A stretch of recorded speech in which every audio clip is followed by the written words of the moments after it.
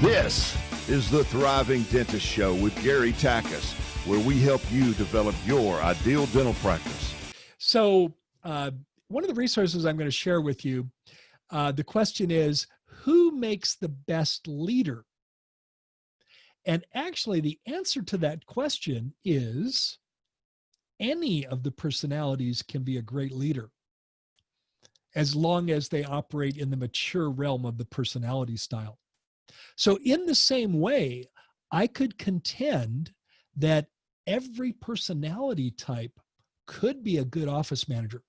The D who's an office manager is an absolutely get it done kind of person. I know lots of Ds that are in office manager position, but again, they have to have a high maturity level because if they're not a mature D, they can run off team members. Does that make sense, Naren? Yes. They could distance themselves from team members. The high I could be a great office manager because they're a lover. They're the office manager that everyone loves. They love their team into compliance. But typically, details are not the strong suit of the I. But check their S and C. What if you had an I, their number one quality was I, but their S and Cs were relatively high. They had an S in the 80s range, a C in the 70s range. That would mean they're an I that has command of details, right? The C, the high C, could be a great office manager, especially if they had a relatively high I, because now they're going to be a detail person that also cares deeply for other people. And hopefully they've got a D in there too, so they can get things done.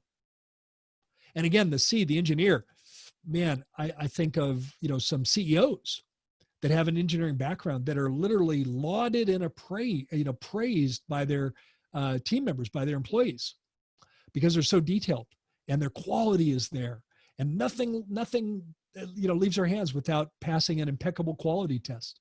But again, I'd want to make sure that they had some I and had some D, so they can be driven to get things done. An engineer that has no deadline will work on a project forever because it's never done, right? Yeah, it's never good enough. It's never good enough. Yeah.